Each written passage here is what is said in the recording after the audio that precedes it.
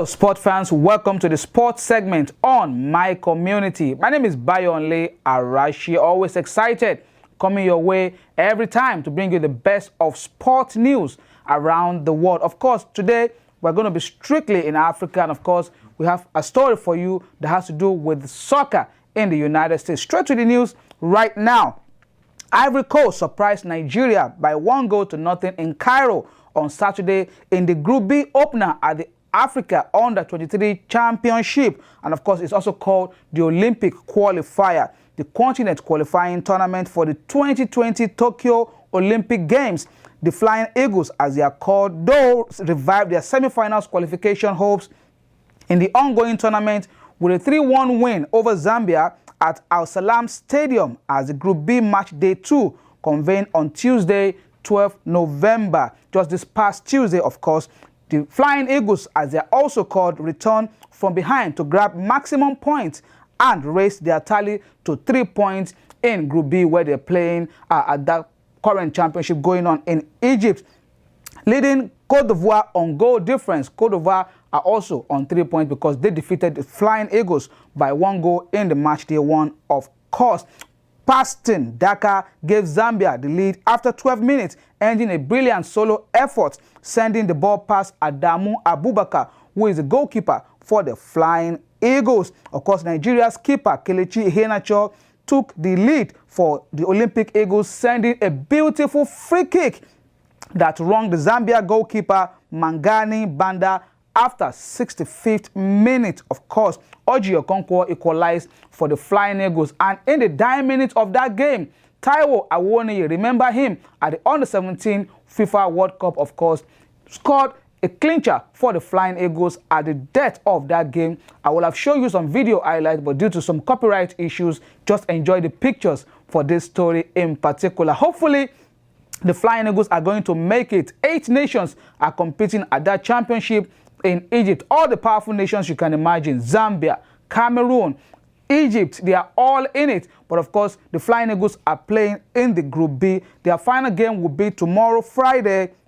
And of course, it will be simultaneous with the one of Ivory Coast as well. They'll be playing the young Bafana of South Africa on Friday at the Cairo Stadium. Good luck to the Flying Eagles. Hopefully, they will win the championship. They are the current champion of that 8-team tournament, and hopefully, they will also get a ticket. If they win it, they'll get a ticket. Of course, if they also came second or third, they will also have an automatic ticket. But if they are the 4th team in that particular championship, they will have to play a playoff game with a team from Asia to be able to qualify for the Beijing Olympic in 2020. Next story right now still has to do with the senior national team, of course, the Super Eagles of Nigeria. The Super Eagles camp has opened in Uyo. Of course, they already played, as at the time of this story, they already played a game against Benin Republic on Wednesday.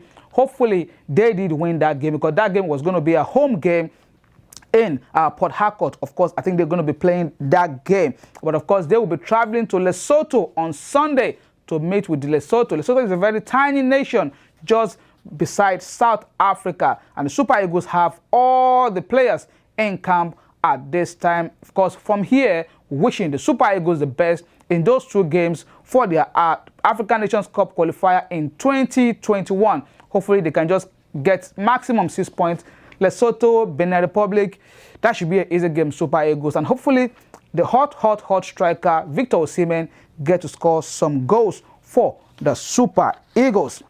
Next story, of course, still has to do in Africa as well. Liverpool forward Mohamed Salah will miss Egypt's Africa Cup of Nations qualifier against Kenya and Comoros with an ankle injury. The 27-year-old was substituted in the 87th minute in Sunday's 3-1 Premier League win over Manchester City after picking up the knock in a challenge with Fernandinho. Salah met up with Egypt in Cairo on Tuesday for tests on the injury. The injury needs a period treatment to recover, said an Egyptian statement.